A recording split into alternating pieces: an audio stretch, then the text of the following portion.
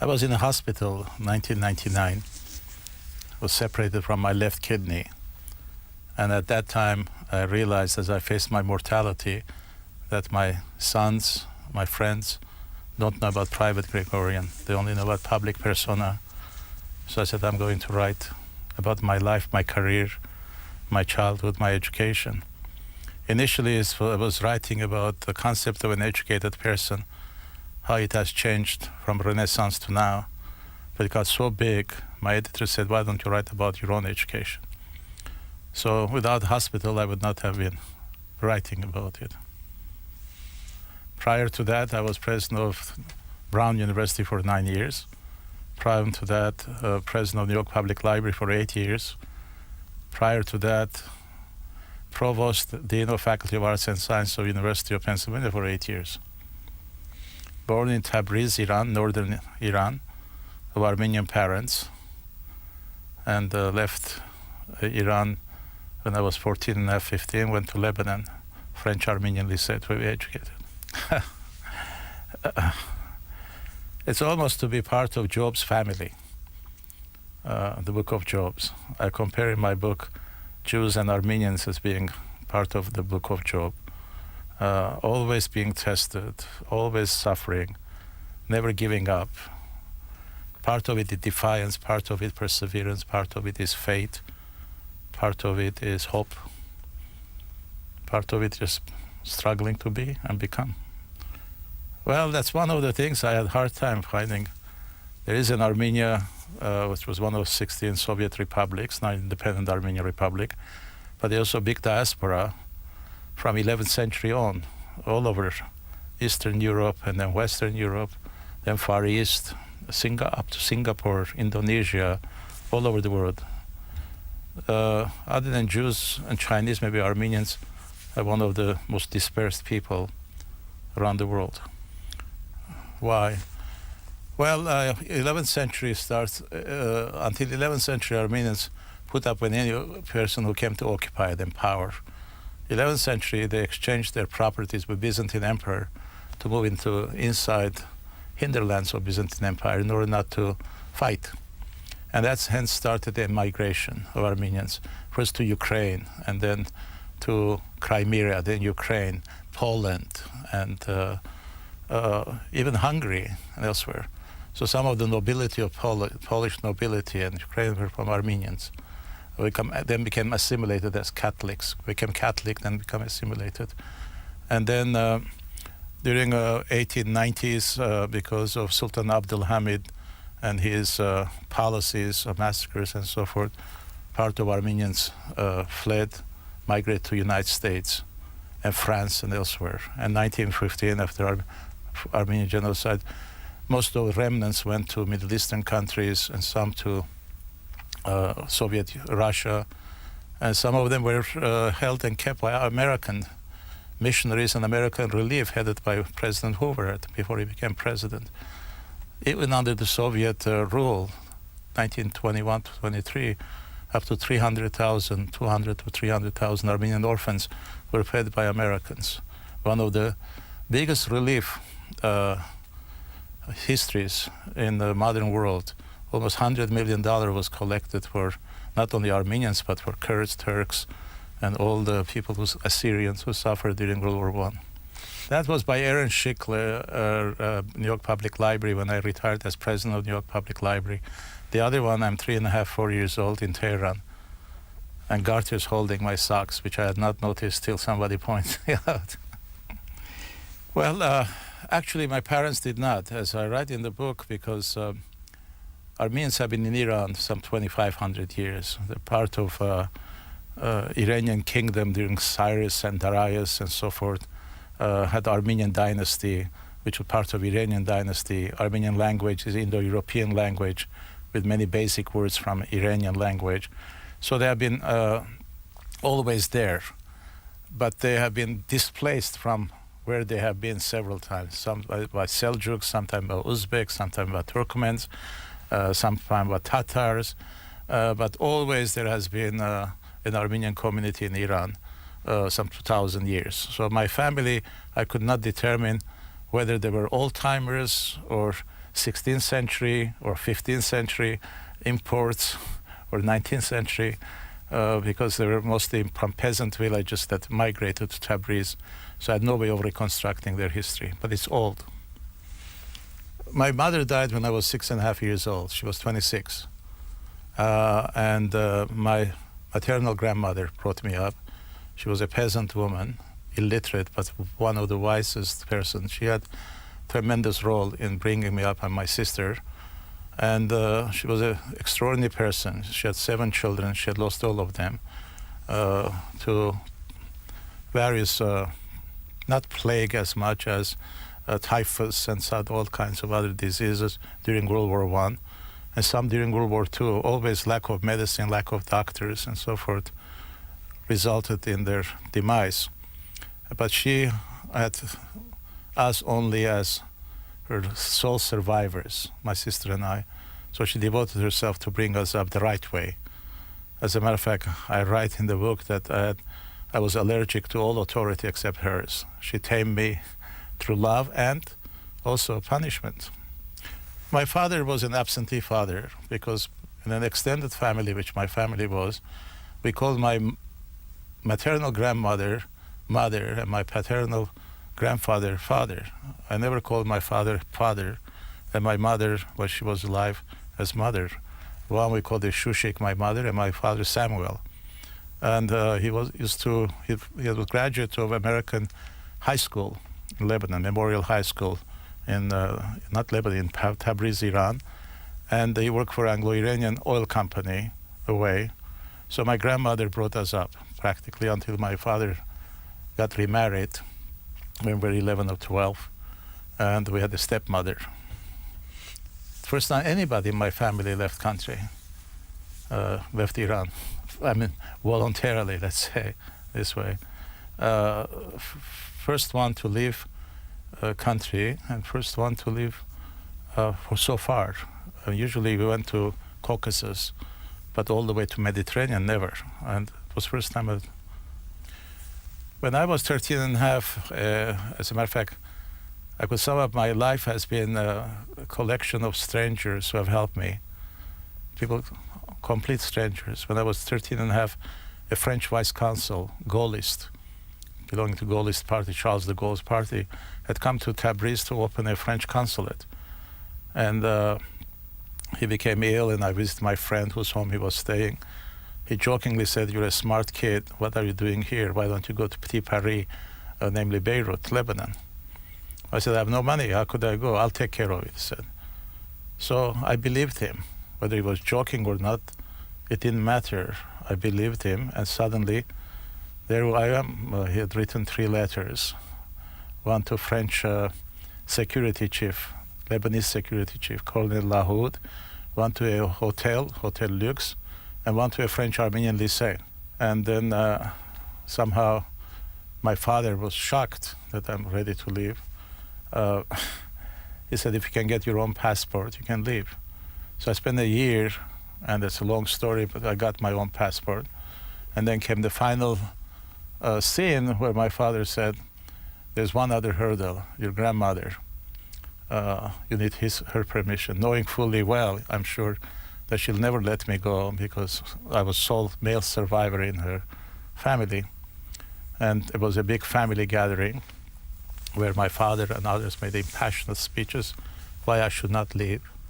And then my grandmother, at the great moment, said, "Go and become a man." So I arrived in Beirut with $50, with 3 letters, without knowing French, English, or Arabic. I only knew some Russian, Persian, Turkish, and Armenian, Eastern dialect Armenian. So I went to see the high school principal, a perfectly German-style professor with a monocle, goatee, impeccably dressed. And he asked me 3 devastating questions. "Do you know French? No. Do you know English? No. Do you know Arabic? No. Do you have money? No. What are you doing here?" I said, "I don't know. I was sent here." So I was given 1 year probationary time to learn French. And 2, again, strangers. One copy editor of L'Orient, the great French newspaper of Lebanon, was paraplegic a little bit. And the urban planner took upon themselves to teach me French. Saturdays and Sundays, the copy editor. Mondays, Tuesdays, and Thursdays, the urban planner who was playing poker and bridge in some clubs said, you come to the club during intermission or my spare time, I'll teach you. So within a year, with great struggle, I learned French, so I was accepted to lycée, and the rest is history. When I arrived in Beirut, I had assumed that the hotel I was staying would be for free. I was that naive, and after 2 weeks I was given my bill. I did not have money to pay, so I took whatever belongings I had to sell in the market. And one of the teachers of the Collège Armenian saw me. He was scandalized. So he contacted Armenian Relief, so Red Cross, and they found a restaurant that for $5.50 or $6 a month would feed me morning, lunch, and dinner, but not over the weekends. Over weekends was very troublesome period, because I used to get angry at my stomach for being unfaithful to me, drank lots of water, and went to church hoping that some of my classmates will be in church and parents will invite me for luncheon and so forth, and read a lot, fantasized a lot, and slept a lot in order to kill the hunger. But that ended after the same new principal of high school came, Collège Armenian, was last prime minister of independent Armenia in 1920. And he became director of the school, and his eyesight was not good. So he made me his second pair of eyeglasses. So I became his secretary, assistant. And then there was a boarding school. Then I moved in boarding school and then survived after a year. I was, by then, 1921 picture of his.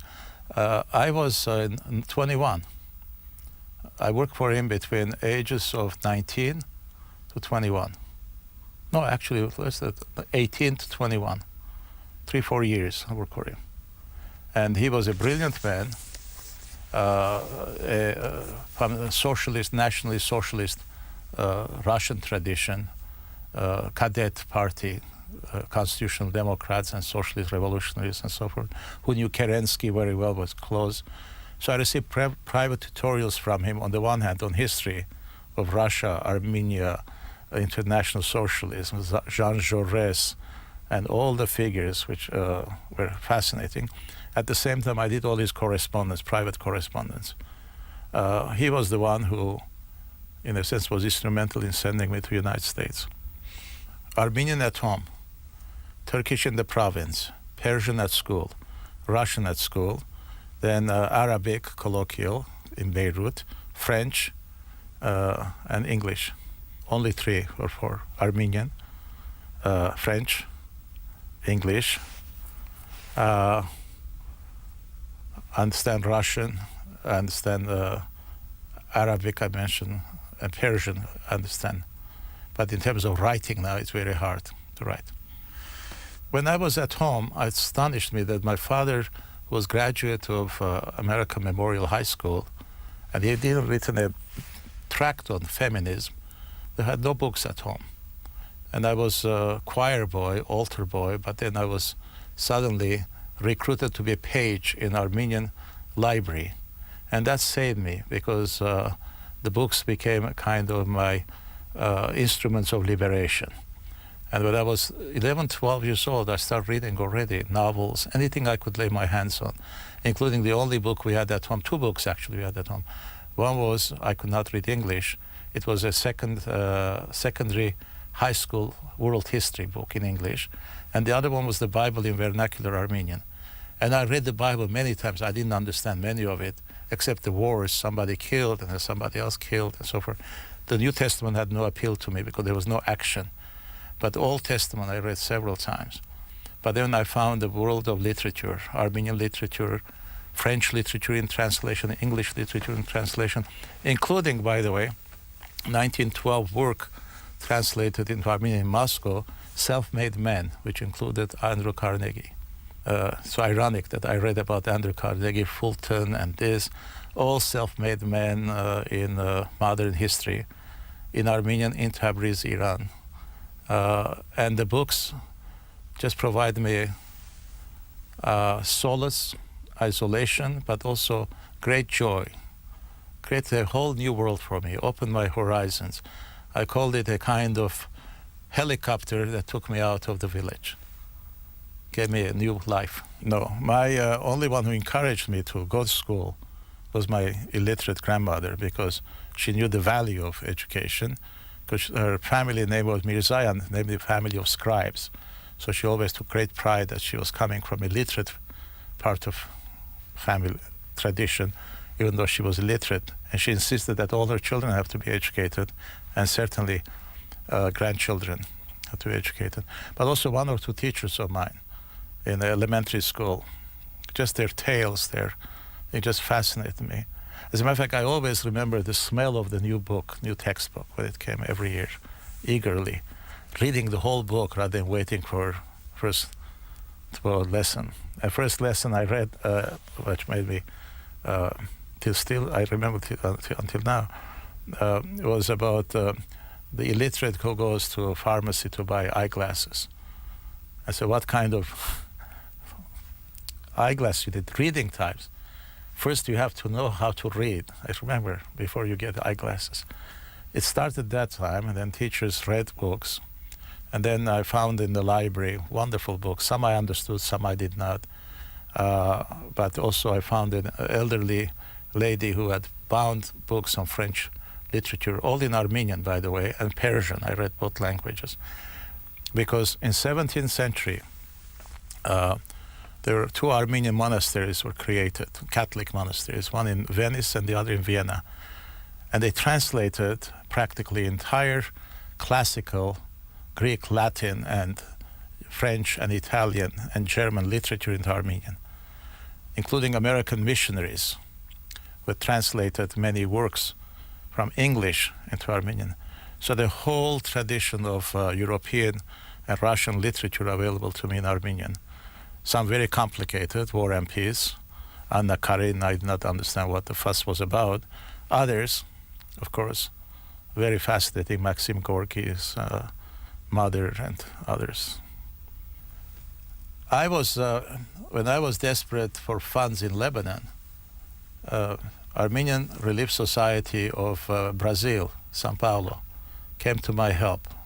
The first time I got a fellowship that would allow me to buy clothes and books and so forth, with the hope that when I finish high school, advanced, on the top of it, advanced Armenian studies, I'll go to São Paulo to become director of Armenian high school in São Paulo, Brazil. As a matter of fact, I took 2 weeks of Portuguese. But then Vratian decided that Collège Arménien should have an English American also orientation. So he sent 3-4 students abroad, and I was one of them. And my high school teacher, whom we called the sir, he filled my applications. One to Stanford, one to Berkeley, only in California, because Mr. Vratian knew about Kerensky and Hoover Institution. He wanted me to be in California. And then Stanford accepted, sent its admission airmail. California sent its admission surface mail, so I ended up at Stanford. And private university rather than public, even though I did not know the difference. Total tuition and room and board, and so it was $750 in 1956. Collège Arménien gave the fellowship for 2 years. To study English, instead I studied history. Instead of 4 years, I finished in 2 years, BA. And then I finished my PhD exams in history and humanities, also in 2 years. So I caught up with my age. Because when I came to Stanford as a freshman, I was 21, 22 years old. I used to wear a necktie, sit in the back of the room so people would think I'm a graduate student rather than a freshman. I was so proud that I was assigned to take Speech and Drama 101 rather than English 1, which all freshmen had to do it. So I wrote home that unlike others, I'm taking Speech and Drama 101. Whoever had devised that number was very smart, because one day I realized that everybody in the classroom were foreign students. And the instructor was Lieutenant Maxwell, I still remember his name, from Hamilton Air Force Base, whose specialty was speech therapy. So I did not even know I had an accent till I heard myself in 1956 demonstrating on the occasion of Hungarian Revolution against Soviets. When they interviewed me, I thought there was something wrong with the radio. I tried to tune it. I did not realize that I had an accent at the time. But that's where graduated from Stanford by the time 1958, 24. Yes, at Stanford, I met my future wife, current wife. There was 100th anniversary of translation of Rubaiyat Omar Khayyam, and translated by Fitzgerald. And there was a huge, major cultural event, Iran mounted in San Francisco, Legion of Honor. And I took the only, or the most serious girl I knew, since I was head of student body international. I did not want to humiliate myself before my countrymen in Iranians. So I took her to this great event. Darish Milo had composed a piece on the occasion. Stephen Spender was there from London to discuss the life of Fitzgerald. Edward Teller gave a brilliant speech on atomic theory, Omar Khayyam. There were plenty of champagne, dancing, and so forth. At the end of the evening, Consul General of Iran, who later became Minister of Culture of Iran, Majid Rahnema, asked me in Persian, who is this beautiful blonde? And I told him in Persian, she's wonderful. One of these days, who knows, I may even marry her. And then he turned to her, said, congratulations, when are you getting married? I almost died, I sobered up. She was graduating in 10 days. This was May 28, 1959. 58. She was, 59. She was graduating in 10 days. And so we drove silently back to Stanford, both of us sobered up. And then she said, what was that talk about marriage? She said, one of these days when I finish my PhD, when I find a job, who knows, I may even ask you to marry me and so forth, trying to change the subject. And they said, if you ask, the answer is yes. And I said, already did. So we got engaged that night. And then a year later, we got married, 43 years ago. Family had not heard of me. She called her mother, said, Mother, I'm engaged. Jailed, dear? No, engaged. To whom? An Armenian. An Indian? No, an Armenian. Is he a Christian? Yes. And then a week later, I met their family in Oakland. And thank God, I drove them the wrong way uphill in San Francisco, traffic coming and so forth. They all were so traumatized, they all bonded with me. So we became a very good family. They became my family in America. The hardest one was about writing about my childhood, my father, my stepmother, and so forth. Because coming from a traditional society, you don't write about your family affairs. As a matter of fact, in the book I write about my grandmother saying the reason houses have 4 walls in order to keep all the family affair, family news inside, not out. So that was the difficult one. But it took me 2 years, but I had collected everything. As a rat, like a rat pack, I have all my copybooks from high school, all my copybooks from Stanford, all my notes, letters, and so forth, including 1 or 2 diaries that I had kept. And therefore, it was easy in many ways because I did not have to go to the research because I had kept chronologically and topically many of these. I'd written history of modernization of modern Afghanistan, politics of modernization, 1880 to 1946. I've written chapters and other things on Armenian history. And I've been working on, which was out also this week, Islam, a mosaic, not a monolith. And lots of articles, hundreds of articles on and chapters. San Francisco State, I taught 6 years, 62 to 68, even though I taught there in 60 also. I succeeded, ironically. David Hogan, who was the first Holocaust denier, a student of William Langer, professor at Harvard, who wrote about forced war, that Nazis were not instigators of war, but Britain and Poland were responsible for the war. He had nervous breakdown, and I succeeded him at San Francisco State. So from 62, 68, I taught at San Francisco State. It was fascinating. When I came to 56, I wore Eisenhower button because I had heard of Eisenhower, but I had never heard of Adlai Stevenson. Later, 1960, 59, 60, I heard Eugene McCarthy nominating Stevenson. So I collected signatures for Adlai Stevenson. Later, Kennedy. And we're in London. We waited all night to see who was going to win. And I was just enchanted and transformed by his rhetoric and his vision and youthfulness and so forth about an idealistic America where everybody had to chip in.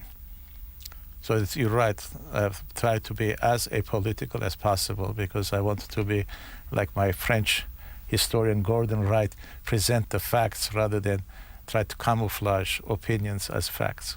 Absolutely. San Francisco State, when I returned from Soviet Armenia in 1966, where I had a one-year fellowship, I was faculty advisor to Progressive Labor Party, the Maoists.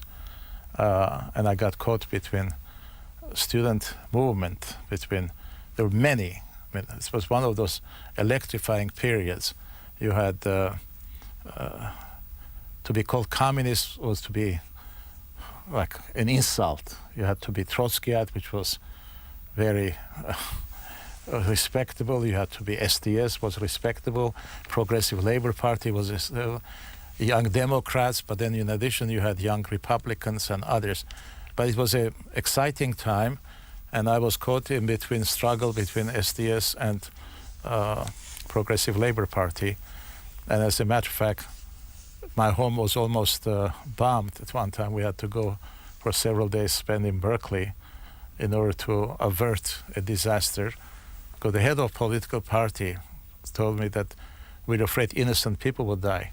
They were not worried about me. Others, it would be bad. He advised me to call the police, which I thought maybe they were testing me, setting me up, and so forth. But it was a fascinating period. So for 2 years I was involved. Then I went to UCLA, and then to Texas. In Texas, when I went there, I became the head of Plan 2, Honors College.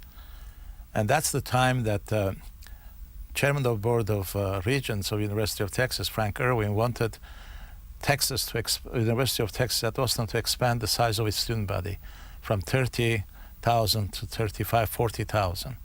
And faculty opposed it. And the person who was the Dean of Faculty of Arts and Sciences, John Silver, who's now president of Boston University, opposed it. And so the chairman decided to divide the arts and science into 4 schools. That way, nobody can say we cannot manage to have all these students. So I became, along with 3, 4 other people, faculty opposition against the trustees. Ronnie Duggar at that time was in charge of Texas Monthly, editor, and there was Andy Yema, who was in charge of Daily Texan, and a few others. So all the news that came to them, they would meet periodically, what's going on, and I would tell them this. So he was saying part of it was correct, part of it is not, part of it was speculation, but he'd never seen such elaborate tipster as me. If I had read my Machiavelli, I read Thomas Hobbes, I had also read lots of history, so I never underestimated ego, self-centeredness, selfishness, and so forth. So in Texas, I always try to see what the power is. Follow the money, that's one way. Follow ambition, that was the other way.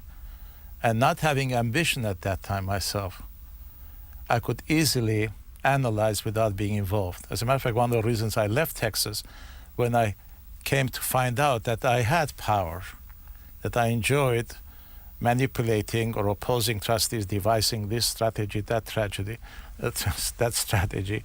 And then that's when I decided that I was not immune to enjoying power or ambition. That's one of the reasons I left. But I organized the faculty there, student body, and so forth.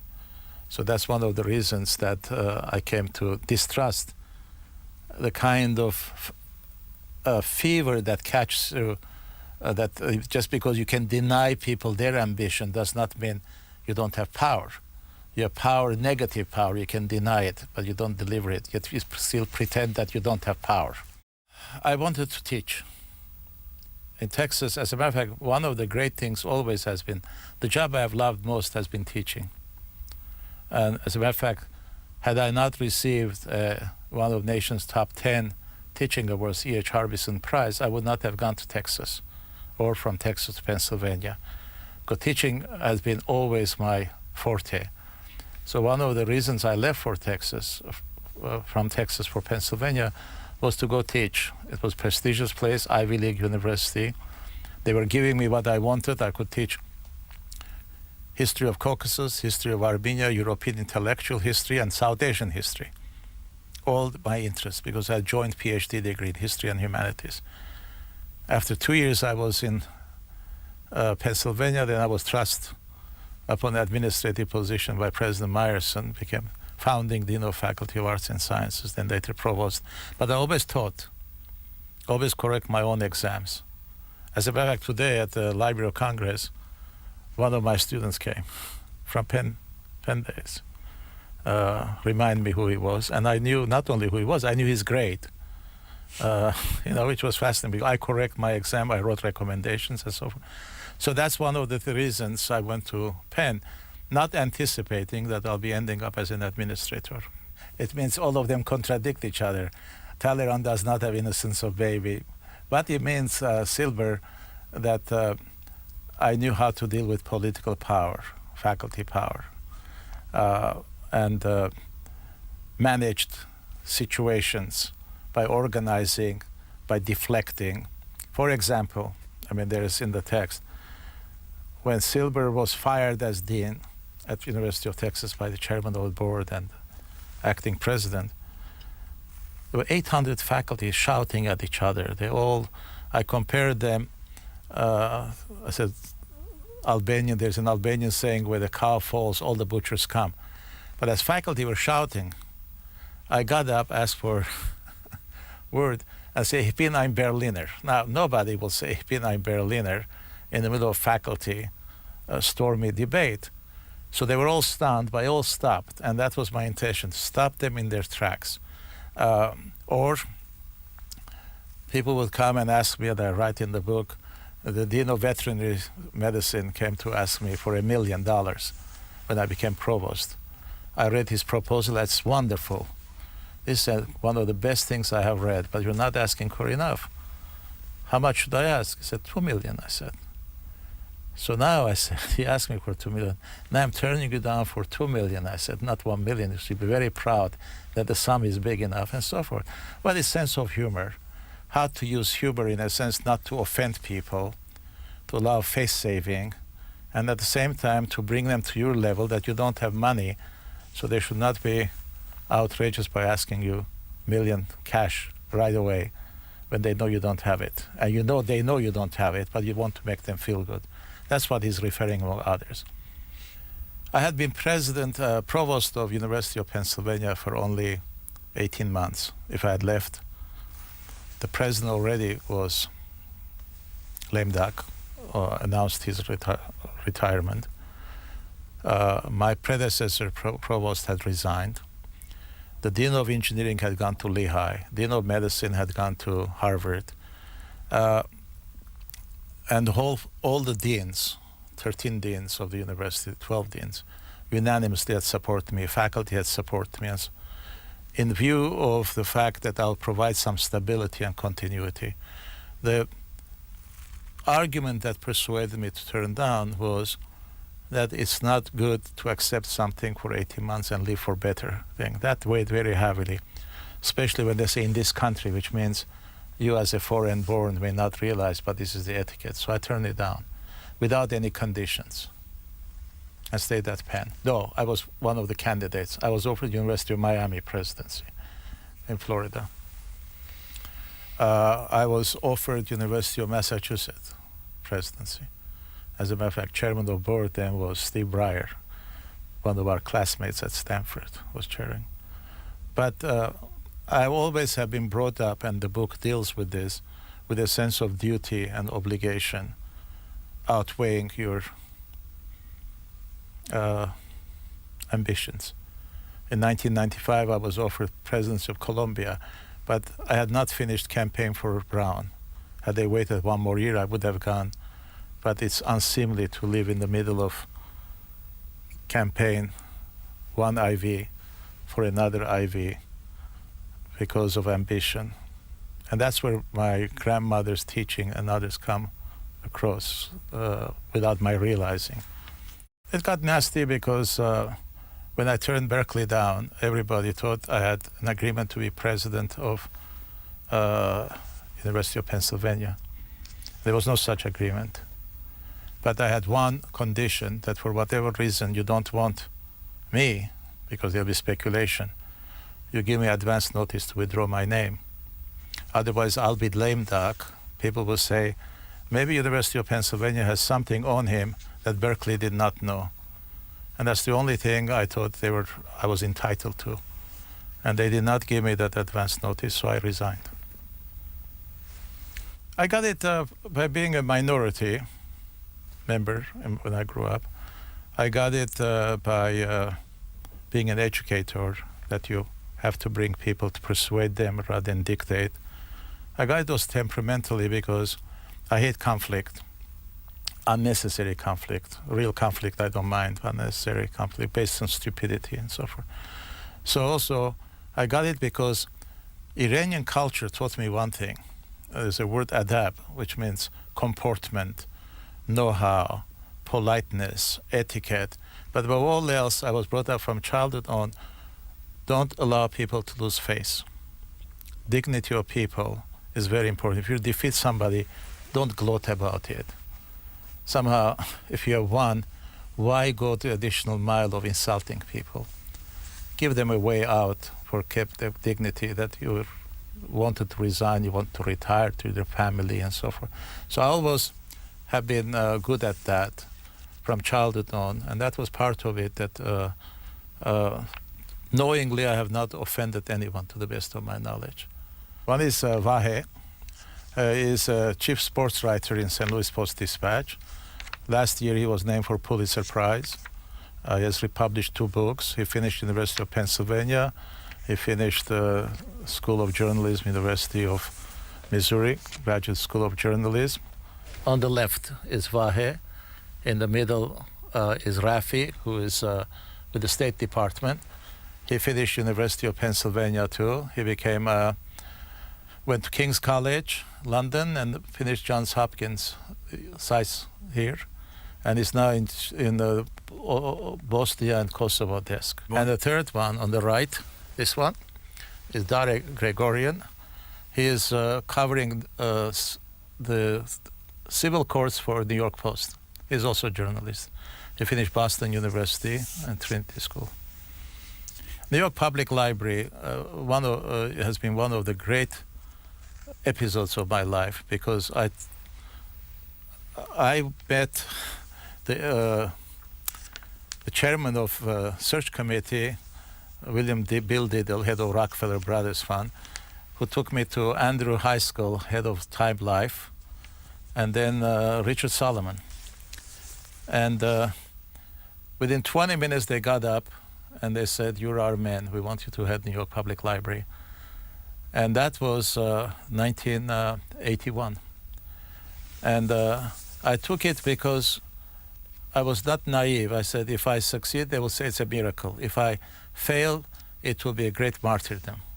Either way, I could not lose, because the cause was great. New York Public Library has 4 research libraries and 83 branch libraries. It's one of the largest libraries in the world and in this country. It's private, they operated. So public is in a British sense. It's private. It's funded by donors. but as well as governmental and other sources, city, state, and federal sources. 83 branch libraries are primary obligations of the city and state. Terrible shape. As a matter of fact, my first board meeting that I attended, on the agenda was how to sell collections, how to shut some of the branches down, and how to charge admission fee. We all pretend that never occurred. Its budget at that time was 40 million, 200 plus. At that time, we raised $400 million to restore all the library. We restored everything. Begging, I don't mind to raise money for a cause, not for me. Begging, at the same time, never appealing to the vanity of people, but appealing to their civic duty. I told New York Public Library does not need class, it gives class. Libraries are the DNA of our civilization, libraries and museums. Buildings don't give you immortality. Cemeteries don't give you immortality. Only thing that give you immortality is the book and the library and the museum. Well, several million from National Endowment for Humanities, from federal money and so forth. There's no such thing as private institution anymore in America, nor public institution. Public institutions now go after private money, and private institutions go after public money. Board was almost 20 plus, then we made it 40 before we would go for a campaign. Almost 102, 101. She always shaves 1 year. I don't know why, but she's 101 years old. Wonderful woman. Her husband died, Vincent Astor, I think it was in the early 1950s, and said, you're going to have fun with my foundation. And she had a small foundation and a personal fortune. Maybe she spent $200 million, Astor Foundation, get $200 million. But with one condition, that every cause that she donates, she had to be, see, witness, be with them, assess before she gave. And second, that the money had to go to New York only, because Vincent Astor made his money in New York, therefore it belongs to New York. And she's been a remarkable person. She's been one of my great friends and one of my great backers. And we have had tremendous time together. From Mrs. Astor herself. One evening, I said, we became very good friends. So I said, tell me about the secrets of your longevity. And those are the words that she uttered. I put it down when I went home. And the 2-3 speeches I gave, I told them in her presence, public, several of them. She also said, unfortunately, she repeats some of these things nowadays, but the most important thing that struck me as original was don't meet the same people. Because you become very lazy, you have shorthand. Remember that thing, and then it takes the age out. Second, said every night, read for an hour, or whatever, just replenish your mind. And be very curious. All her parties that she gave are not the same people. She likes to be with men, with young and younger people rather than old people. One evening, as a matter of fact, we went to a party. I won't mention names of the people because they're still alive. Oh my God, said, that one is bent. Look at that one. He's so old. Let's get out of here. And they were 70, 65, and she was 90. So until age 90, she used to dance a lot. I went to dance with her, and so we were very close. And several times that I visited her, I made her repeat some of these things just to be sure that I got it right. And so not to meet the same people, but also not to be envious. And she'll tell today also, I've never had a facelift. That's her latest that. And if you have a facelift, you're vain. It means I've never had a facelift, she says, because that's also a sign of vanity. Brown, I went 1988. I got tired of fundraising, and also became, I was afraid of hubris, that I could do everything. You come to believe. There are 40 volumes of articles written about Andrew High Schools and my tenure and Mrs. Astor's at the library. Every day, New York Times covered, every day, what happened at the library. And I paid great tribute to, Arthur Gelb, and others, they supported it. So suddenly they said, you can do it, you can do it. But I got very tired asking for money and becoming a social butterfly. I want to go back to university, and I did. No, I had three choices. One was MacArthur Foundation. Second one was University of Michigan at Ann Arbor. And third one was Brown. I took Brown because it was private, it was small. Also because of Dick Solomon, who was the chairman of board of New York Public Library, who was chancellor of Brown University at the time. 7,500 students, 580 faculty, and the medical school, a couple of hundred other adjunct faculty.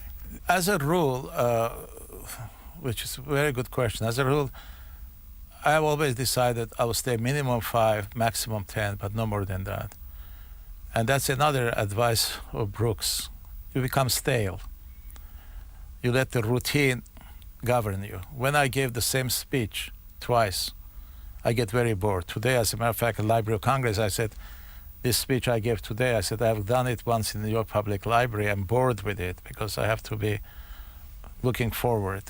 So that's one of the reasons. I like to replant myself. As a matter of fact, I have Gabriel Garcia Marquez in Love in the Time of Cholera says people are not born once and for all when their mothers give birth to them, but throughout their life, they give rebirth to themselves.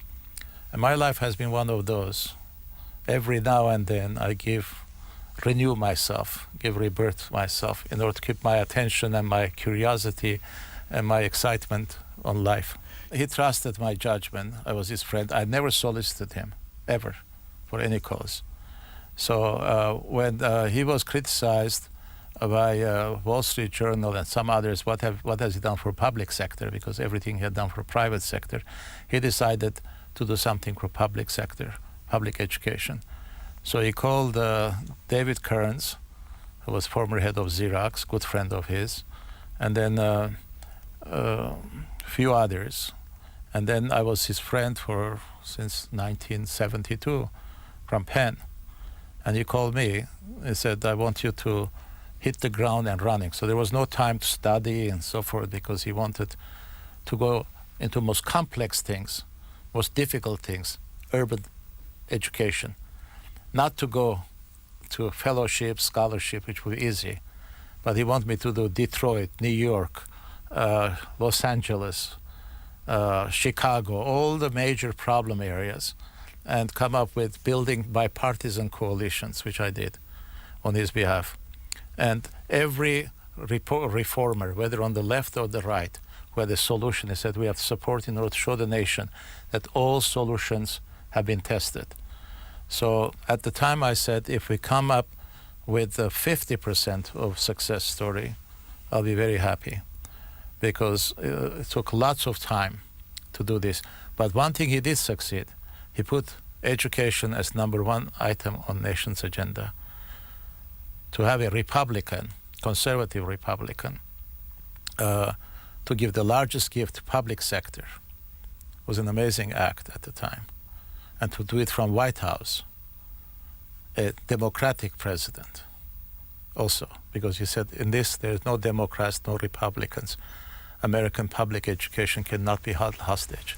We have to help it. So because of friendship. And he also sent me, when I became president of Brown, he sent me $2 million because he had seen a picture of mine in Business Week. He said, that's the best picture I have seen. Therefore, he celebrated our friendship, enclosed his $2 million. With which I established 2 chairs in his honor. One for retirees. You have to be a retired person in order to be able to have that chair. Thank you very much, Brian.